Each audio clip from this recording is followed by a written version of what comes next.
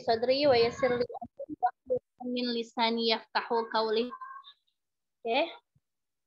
Semoga pada perkuliahan hari ini teman-teman pada sehat selalu ya. Dijauhkan dari wabah penyakit yang sedang masih beredar. Oke, bismillahirrahmanirrahim. Saya dari kelompok 3. Dari kelompok 3 akan menampilkan makalah tentang penetapan hukum pada masa Nabi, penetapan hukum dan hukum pada masa sahabat generasi pertama. Yaitu ada saya, yaitu Siska Susanti dengan MPM 3119160, dengan rekan saya Siti Hadahria yang mungkin beliau sedang tidak bisa masuk kuliah, lagi berhalangan. Semoga beliau juga sehat selalu ya. Amin. Bismillahirrahmanirrahim. Oke, di sini ada bab 1 pendahuluan. Telah kita ketahui bersama bahwa sumber penetapan hukum di masa Nabi adalah Al-Quran dan Al-Sunnah. Dua hal tersebut merupakan rujukan tertinggi dalam berfatwa dan memutuskan suatu hukum. Namun setelah Nabi wafat dan wahyu tidak turun lagi, maka kepemimpinan umat dalam urusan dunia dan agama beralih ke tangan Khulafa Ar-Rasyidin dan para sahabat yang terkemukakan. Mereka itulah yang mulai memikul beban dan bangkit dengan tugas yang berat. Selanjutnya, para sahabat menghadapi banyak masalah yang tadinya tidak terdapat di Arab, misalnya masalah penggairan, keuangan, ketentraman, perkawinan, pajak, cara menetapkan hukum di pengadilan, dan lain-lain. Dalam menjawab hukum persoalan yang baru, maka para sahabat terlebih dahulu merujuk ke Al-Quran. Bila tidak ada di sana, mereka berpindah ke Al-Hadis, dan setelah tidak ada Al-Hadis, maka para sahabat tersebut baru saja beristijhad. Nah, di sini ada rumus masalah ya. Ada 4 rumus masalah. Yang satu, bagaimana penetapan hukum pada masa Nabi. Yang kedua, apa yang menjadi asas atau dasar tasri dalam Al-Quran. Yang ketiga, bagaimana penetapan hukum pada masa sahabat generasi pertama. Yang keempat, apa yang menjadi sumber hukum pada masa sahabat generasi pertama. Oke. Di sini ada legislasi Al-Quran, proses awal perbentukan hukum Islam, yaitu ada 6. Yang pertama, pembentukan hukum Islam pada masa hidupnya Nabi Muhammad SAW. Yang kedua, pembentukan hukum Islam pada masa sahabat besar. Masa ini terakhir dengan berakhirnya Khulafaur Rasyidin. Yang ketiga, pembentukan hukum pada masa sahabat dan tabi'in yang sejajar dengan mereka kebaikannya. Masa ini berakhir dengan berakhirnya abad pertama Hijrah atau sedikit sesudah itu. Yang keempat, pembentukan hukum pada masa fikih sudah menjadi cabang ilmu pengetahuan. Periode ini berakhir dengan berakhirnya abad ketiga Hijriah. Yang kelima, pembentukan hukum pada masa yang di dalamnya telah dimasukkan masalah-masalah yang berasal dari para imam dan munculnya karangan-karangan besar. Masa ini berakhir dengan berakhirnya Daulat Abbasiyah di Baghdad. Yang keenam, yaitu pembentukan hukum pada masa taklil semata-mata, masanya sudah periode kelima sampai sekarang ini. Nah, sebelum sampai kepada pembahasan ada baiknya, terlebih dahulu kita pahami beberapa istilah berikut. Dilihat ya, di sini ada 2, yaitu legislasi dalam Furqois, law dictionary, kata legislasi dinamakan dengan Yashra'ul, yakni mengundangkan, disebut juga dengan kanuan, taknian atau tasyian. Dua istilah ini dalam kamus edisi lengkap bahasa Belanda Indonesia, Inggris sering disebut dengan wetgeving, yaitu perundang-undang. Nah, berdasarkan pengertian itu, maka legislasi Al-Quran dapat diartikan pemandangan Al-Quran dalam proses awal perbentukan hukum Islam. Nah, hukum Islam, istilahnya hukum Islam yang sering dipahami oleh orang Barat sebagai terjemah dalam Islamic law, yang menyamakan dengan istilah syariat, tasyri, dan fikih. Di sini terbagi menjadi 3, yaitu syariat. Yang pertama, kata syariat dalam bahasa Arab berarti tempat air minum yang selalu menjadi tempat, baik tujuan manusia maupun binatang. Syariat dalam pengertian ini kemudian berubah menjadi sumber air dalam arti sumber kehidupan yang dapat menjamin kebutuhan manusia, baik di dunia maupun di akhirat. Oleh karena itu, syariat dalam arti hukum Islam berarti hukum-hukum dan aturan yang disampaikan Allah Subhanahu wa taala kepada hamba-hambanya. Syariat berarti sumber hukum Islam yang tidak berubah sepanjang masa.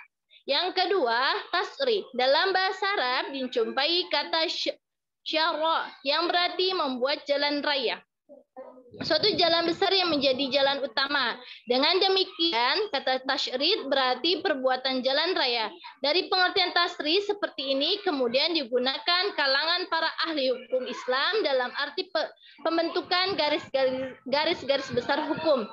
Garis besar-besar hukum Islam. Pembentukan teori-teori hukum Islam. Oleh karena itu, tasrih berarti pembentukan hukum Islam secara sistematis. Pembentukan hukum-hukum teoritis dan hukum-hukum praktis. Yang ketiga ada fikih. Dalam bahasa Arab berarti pengertian atau pengetahuan fikih pada awalnya mencakup hukum-hukum agama secara keseluruhan. Namun bersama dengan perkembangan Islam, kata ini pun berkembang hingga digunakan untuk nama-nama sekelompok hukum-hukum yang bersifat praktis. Dalam perundang-undangan Islam dan sistem hukum Islam, fikih didefinisikan sebagai berikut: hukum-hukum yang dibentuk. Nah, kita lanjut ke yang kedua ya. Ada asas tasrih dalam Al-Quran. Di sini ada surah, ada di dalam Al-Qurannya dalam surah Al-Jathiyah ya, ayat ke-18 ya. Sebentar.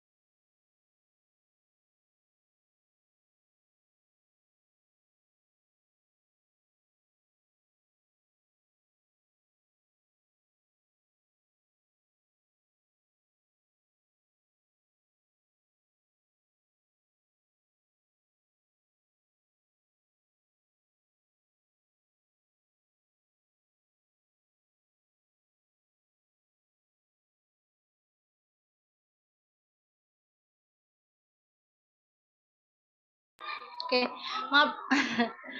Lanjut ya. Bismillahirrahmanirrahim.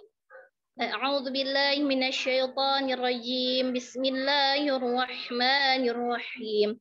Tsumma ja'alnaka 'ala syari'atin manal amri fattabi'ha wa la tattabi' ahwa'al ladzina la ya'lamun.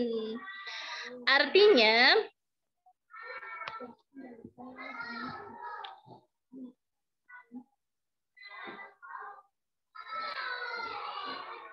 kok jadi nggak koneksi?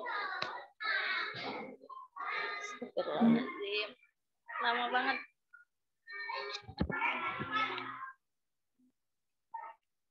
HP-nya ngeheng, Pak. Bentar ya.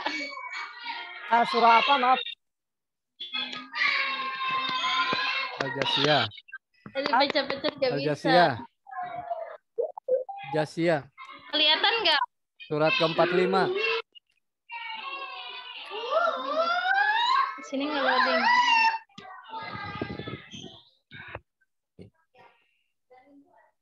Artinya kemudian kami jadikan kamu berada di atas suatu syariat urusan agama itu, maka itulah syariat itu dan janganlah kamu ikut hawa nafsu orang-orang yang tidak mengetahui. Ayat inilah yang menjadi asas atau dasar tasyri dalam Al-Quran yang kemudian berkembang ke dalam hukum Islam lainnya. Nah, yang ketiga, penetapan dan sumber hukum pada masa sahabat. Nah, di sini ada penetapan hukum pada masa sahabat. Nah, periode ini adalah periode intervensi terhadap undang-undang tasyri dan terbuka pintu-pintu pengajian hukum-hukum terhadap peristiwa yang ketetapan hukumnya secara jelas. Dan tokoh-tokoh sahabat memunculkan banyak persepsi dalam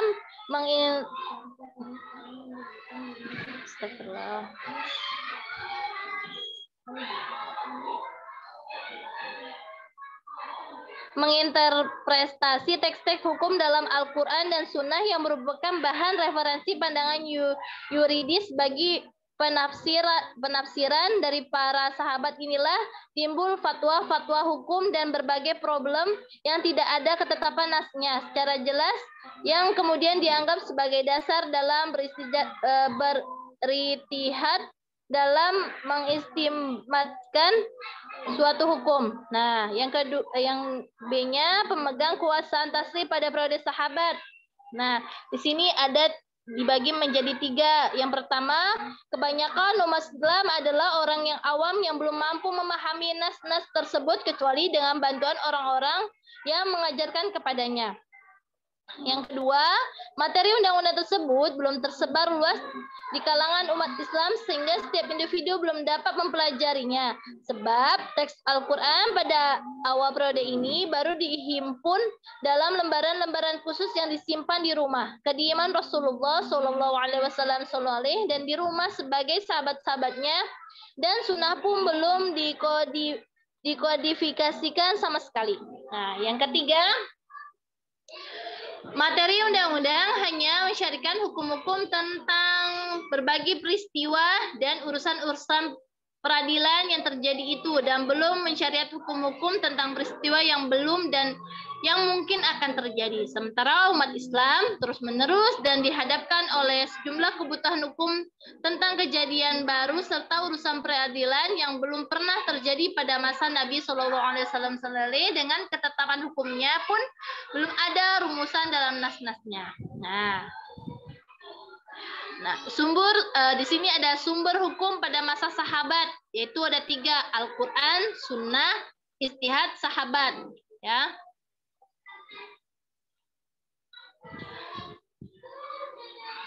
Terus, adapun dasar argumentasi yang menjadikan ijtihad sahabat merupakan bagian dari sumber hukum, yaitu yang pertama, mereka ikut menyaksikan tindakan dan sikap Rasulullah SAW ketika menggunakan kekuatan ijtihadnya di saat wahyu tidak turun kepadanya pada saat ada problematika yang muncul di kalangan umat Islam. Yang kedua, bahwa mereka memahami berdasarkan adanya penyebutan ilat pada sebagian ayat-ayat hukum dan dalam Al-Quran dan Sunnah, sehingga dalam konteks demikian mereka memahami bahwa tujuan penetapan hukum dan Al-Quran dan Sunnah adalah untuk keselamatan umat.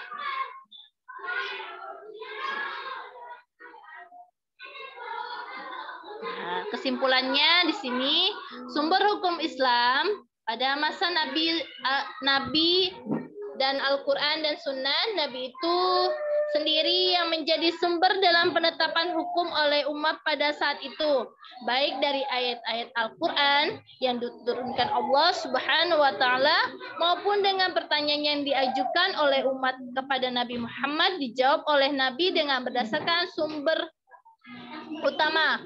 Namun pada perkembangan setelah Nabi wafat, hukum Islam berkembang.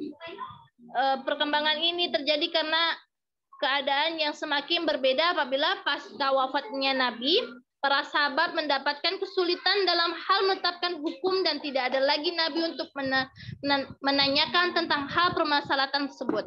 Oleh karena inilah maka sumber hukum Islam yang awalnya hanya Al-Quran dan Sunnah berkembang atau bertambah menjadi Al-Quran Sunnah Al-Ijtihad.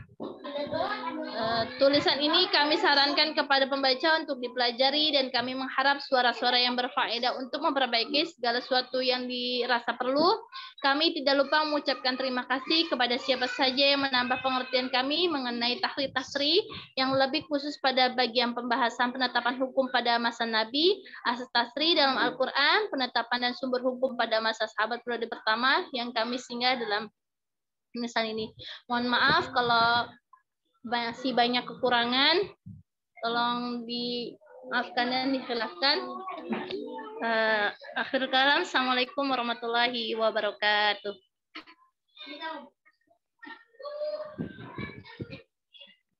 Waalaikumsalam warahmatullahi wabarakatuh. Terima kasih Saudari Siska Susanti untuk pemakalah kelompok 3 ya Siska ya. Berkaitan dengan penetapan kelompok 3 kan? Iya, kelompok 3. Berkaitan dengan tadi penetapan hukum ya. Mungkin tadi sudah disampaikan. Apabila ada pertanyaan dari teman-teman, boleh disampaikan. Yaitu seputar atau terkait dengan penetapan hukum pada masa Nabi. Dan juga pada masa sahabat. Terutama generasi pertama. Sahabat, jelas ya. Sahabat orang yang bertemu dengan Rasulullah. Gimana? Atau jelas? Kalau jelas jelasnya nanti dijelaskan oleh dosen.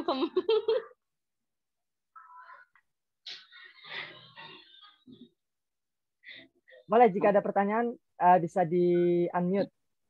Kalau ada pertanyaan, Pak Saman tolong bantu.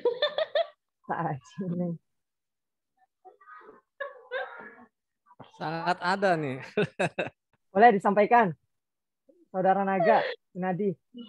Boleh. Baik, Ustaz Sambil Naga tolong menunggu bantu pertanyaan-pertanyaan yang lain. Yuk. Ya, boleh. saya ingin bertanya. Ya Ustaz jangan nanya, ngasih solusi aja. Di zaman sebagaimana di makalah kan ya, mulai dari zaman Nabi dan zaman sahabat, istilahnya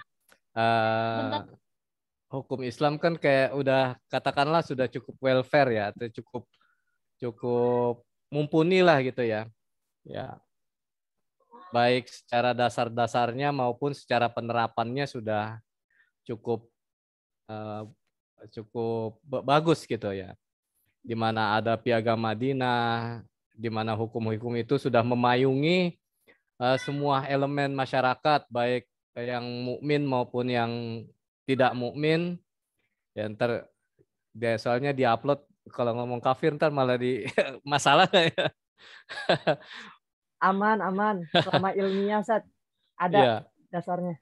Nah, antara yang mukmin dengan yang non mukmin ya, itu direpresentasikan ada orang-orang Yahudi, Nasrani itu tunduk kepada Piagam Madinah sebagai simbolisme ya, sebagai simbolik tunduknya kepada hukum Islam gitu.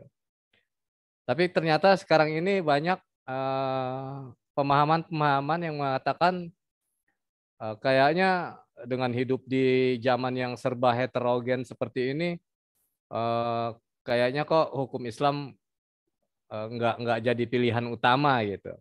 Bahkan banyak yang menentang dengan alasan-alasan pluralisme itu sendiri gitu.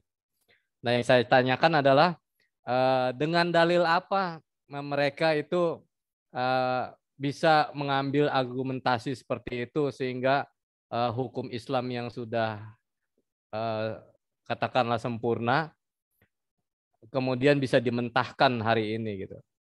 Jadi argumentasi apa yang membuat hukum Islam hari ini bisa dimentahkan gitu? Dari sisi tarikh tasyri'nya ini ya. Terima kasih. Baik, terima kasih Saudara Naga Kunadi. Silakan dari teman-teman yang lain. Mungkin ada pertanyaan lain. Penanya lain. Dengan pertanyaan lain. Boleh. Nisa. Boleh Nisa. Kayak mau nanya Nisa nih.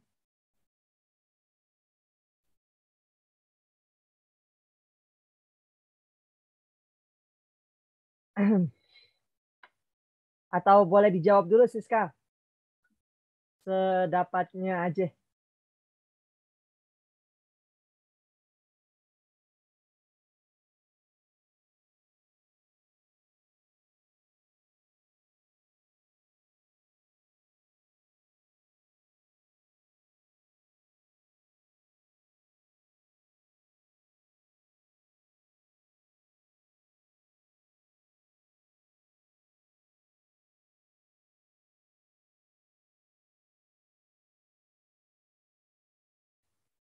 Gimana teman-teman? Monik, Agung?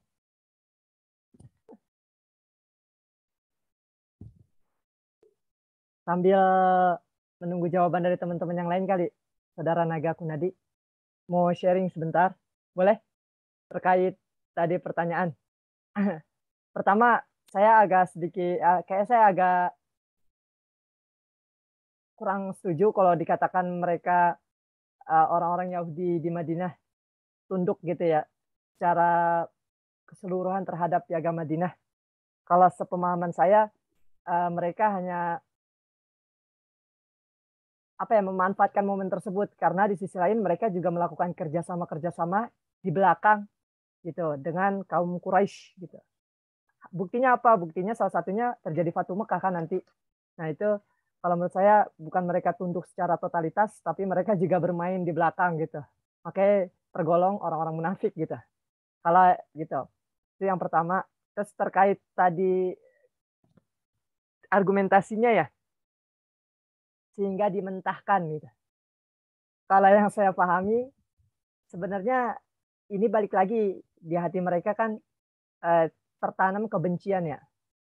Apalagi pada saat, kalau yang saya pernah baca tuh pada saat ekspansi dari Khulafaur Rasyidin yang semakin luas, ya perluasan Islam ke negara-negara lain, terutama terjadi saat perang salib. Nah itu makin kebencian mereka itu semakin membara gitu, sehingga mereka mengupayakan dengan berbagai caranya untuk dapat menjelekkan gitu, berargumentasi menjelekkan intinya dari hukum-hukum Islam tersebut gitu. Walaupun tadi disampaikan terkait dengan Piagam Madinah yang di dalamnya memang sudah terpayungi dari hukum-hukum Islam gitu. Kalau menurut saya sih kembali lagi di dalamnya itu karena kebencian mereka sebenarnya gitu, kebencian mereka sehingga mereka selalu mencari cara agar nggak saling berkaitan gitu terhadap apa yang ada di ajaran agama Islam gitu. Mungkin seperti itu menurut saya. Hingga saat ini itu juga merupakan upaya mereka gitu.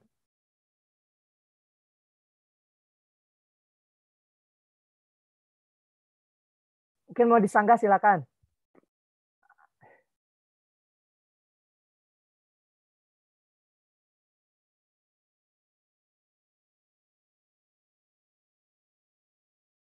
Sebenarnya kan kalau kita berpikir secara rasional, jangan kita emang karena umat Islam gitu ya, pasti patuh, tunduk gitu dengan apa-apa yang sudah termaktub, tertulis. Kalau kita menganalogikakan dengan mereka kaum orientalis gitu, orientalis yang rasional ya, seperti yang pernah kita sama-sama simak kan, kayak yang di dalam buku 100 Orang Berpengaruh, pernah dengar gak sih? Salah satu tokoh yang menyusun gitu kan. Kalau mereka memang menetralkan pemikiran mereka, itu aja sampai mengatakan, ini orang-orang orientalis ya, mengatakan posisi Nabi Muhammad itu tokoh paling berpengaruh nomor 1 ya kan. Nah, itu merupakan tanda bahwasanya kesempurnaan dari ajaran Islam gitu. Nah, sedangkan kalau mereka memisahkan, apalagi dengan kondisi saat ini yang tadi dimentahkan gitu ya, itu kemungkinan memang karena ada kebencian. Pokoknya mencari cara dari kebencian itu gimana caranya agar mereka melakukan hal-hal yang seperti ini. Ini gitu, Pak Naga, kalau ditambahkan oleh teman-teman yang lain boleh.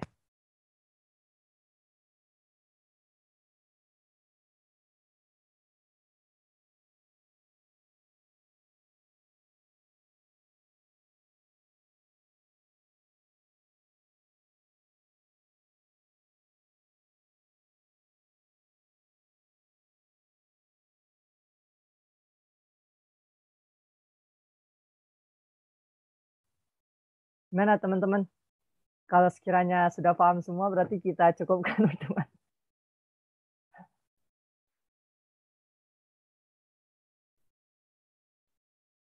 Ya, Monik ya? Dicukupkan Monik ya? Belum puas kayaknya kon aja. Nah, belum puas. Boleh Siska. Siska gimana Siska? Pemakalah.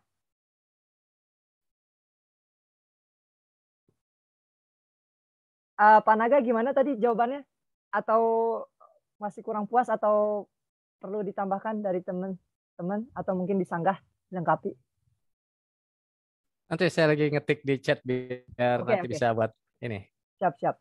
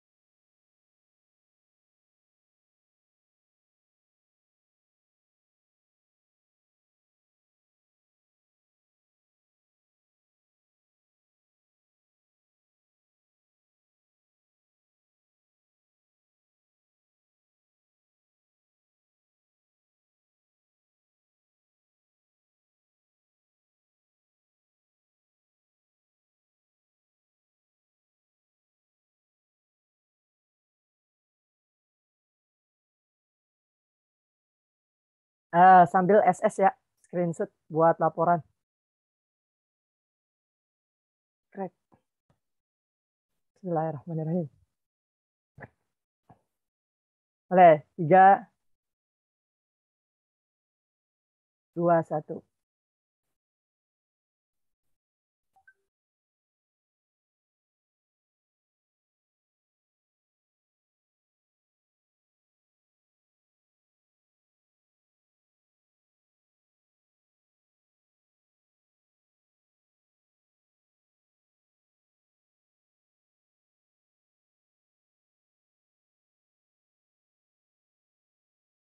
Pak Muiz, mau ada yang disampaikan Pak Muiz? Atau ditanyakan? Saya pendengar setia saja.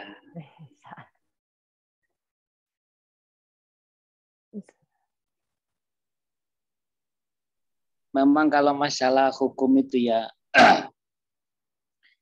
itu kembali lagi pada Ghazul Fikri ya. Kemarin kita pernah bahas di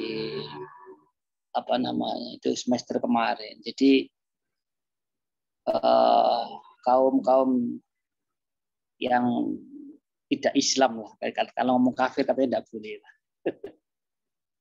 Kalau namanya non Islam itu berupaya berbagai cara menjauhkan orang Islam itu dari Al-Quran dan Sunnah sendiri. Bahkan sampai mereka itu supaya kita beranggapan bahwasanya Al-Quran dan Sunnah itu sudah tidak relevan lagi dengan zaman. Contohnya tentang persamaan hak. Al-Quran itu diskriminasi, wanita itu tidak punya hak apa-apa dan sebagainya. Ar-rijalu qawwamun 'alan nisa dan sebagainya. Jadi mereka itu menggambar-gemborkan kita dijauhkan dari Islam, dijauhkan dari Al-Quran utamanya ya, dengan mengatakan Al-Quran itu tidak relevan dengan zaman. Lah masalahnya sendiri kadang-kadang kita sendiri tidak mau dengan Al-Quran. Ini kembali kepada Ghazul Fikri sebenarnya, bagaimana kita mengcounter atau melawan teori-teori mereka Ya kan banyak sampean sekarang ya yang kan sekarang di Indonesia aja ya. Ya buktinya di kita aja mau penerapan hukum Islam aja pada enggak mau ya. Ayo.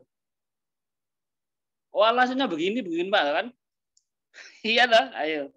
Itu Ghazul Fikri sebetulnya. Yang lama sudah kita teliti sama teman-teman. Kenapa ya orang Indonesia ini udah jelas-jelas perintah Allah, tapi masih dihela gitu.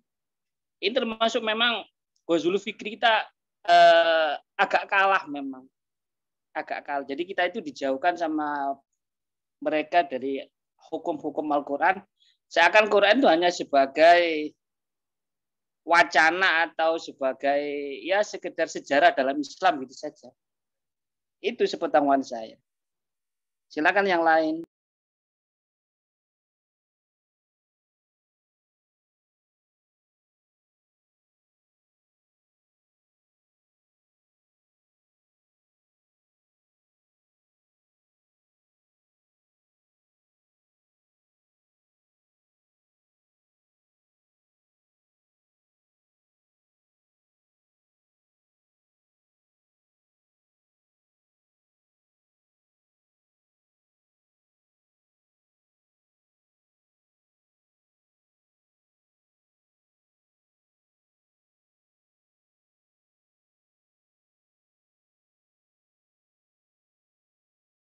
Makasih Pak Muiz untuk penyampaiannya.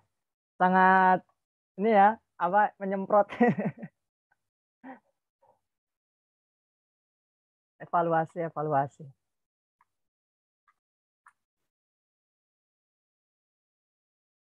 Gimana pemakalah Siska?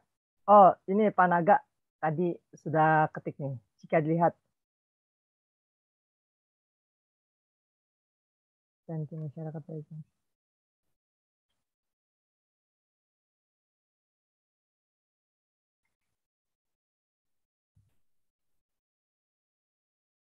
Ya,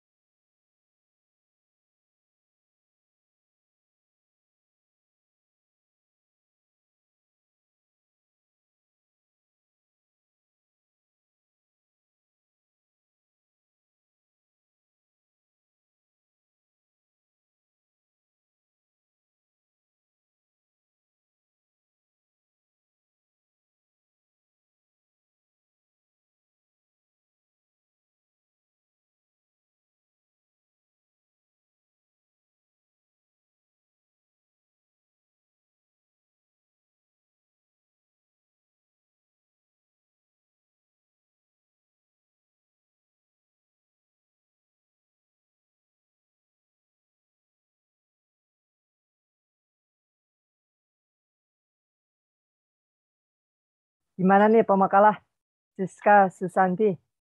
Ada pertanyaan di kolom chat Zoom dari Saudara Naga yang tadi. Ya, untuk lebih jelasnya dalam bentuk ketikan, bisa disampaikan dulu jawabannya.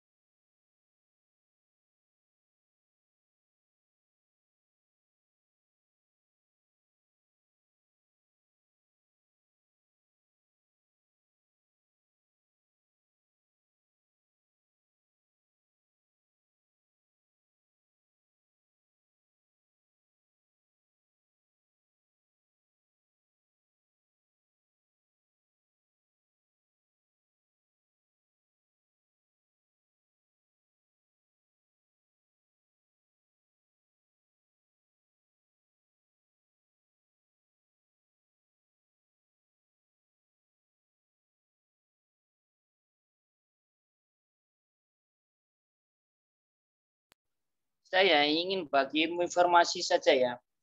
Jadi teman-teman ya mungkin bisa dikoreksi kalau saya salah.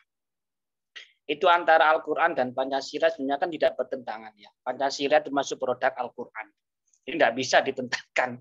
Itu tidak bisa. Cuma yang jadi masalah itu KUHP kita, kitab hukum pidana kita, itu bukan produk Pancasila. Itu produk Belanda. Itu perlu diketahui. Kitab hukum pidana Indonesia ini sudah zaman Belanda udah dibuat. Jadi makanya kalau sampai lihat hakim-hakim itu kan pakai rambut-rambut palsu itu, terus jubah-jubah itu kan ala Belanda. Memang kitab hukum pidana kita itu ikut hukum Belanda. Tapi kalau Pancasila enggak, Pancasila dan butir-butirnya itu produk daripada terjemahan daripada atau penjabaran daripada Al-Quran. Beda loh ya, kitab hukum pidana kita sama Pancasila beda. Sepengetahuan saya itu beda. Makanya kalau Pancasila itu ya memang penjabaran daripada Al-Quran, tapi kalau hukum pidana kita itu dasarnya adalah hukum Belanda yang banyak direvisi. Makanya sampai sekarang ya seperti itu. Kita hukum pidana kita itu bukan pengacu pada Pancasila, tapi pada hukum-hukum yang sudah diletakkan pada zaman Belanda dulu. Sampai hakimnya harus pakai rambut putih, rambut wig putih, dan sebagainya. Itu kan aturan Belanda semua itu. Itu sepengetahuan saya. Silakan yang lain, monggo dikoreksi.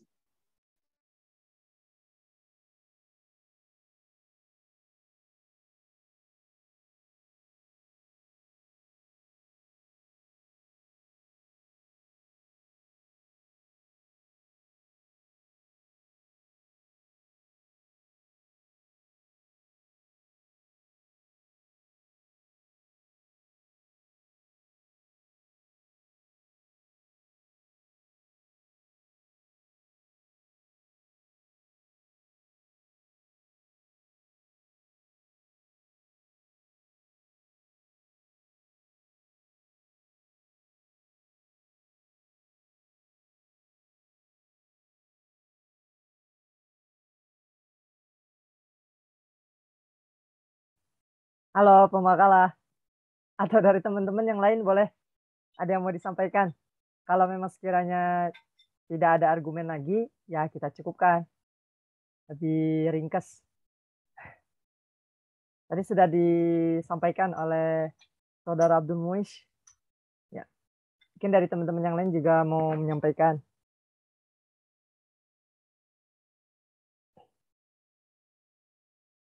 Atau ada sedikit tanggapan dari pemakalah Siska? Halo?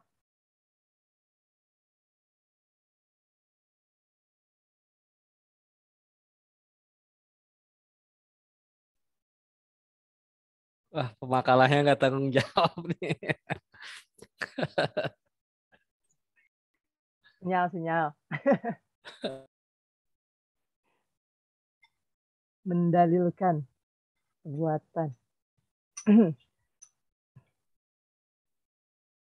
Boleh mungkin ada teman-teman yang lain, Fitri.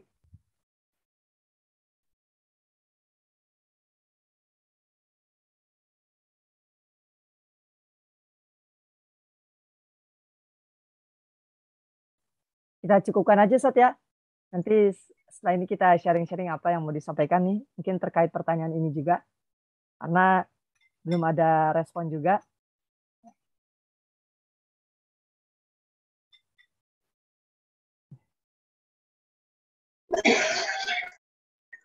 Gimana yang lain? Apa dicukupkan aja? Ya, kemungkinan sepertinya di off. Ya. Ya, enough. Mari teman-teman kita cukupkan pertemuan sore hari ini. Makasih untuk pemakalah Saudari Siska Susanti. Ya, mudah-mudahan apa yang kita pelajari, kita sharing, kita lengkapi dari teman-teman yang lain bisa menjadi wawasan literasi kita ya, terkait dengan penetapan hukum di masa Rasulullah maupun di era sahabat. Mari kita tutup dengan bersama-sama membaca ayat Alhamdulillahirabbil alamin. Alhamdulillahirabbil alamin. Alhamdulillahirabbil alamin. Asyhadu an la ilaha illa anta astaghfiruka wa atubu ilaik. Syukran. Assalamualaikum warahmatullahi wabarakatuh. Waalaikumsalam warahmatullahi wabarakatuh. Alhamdulillah.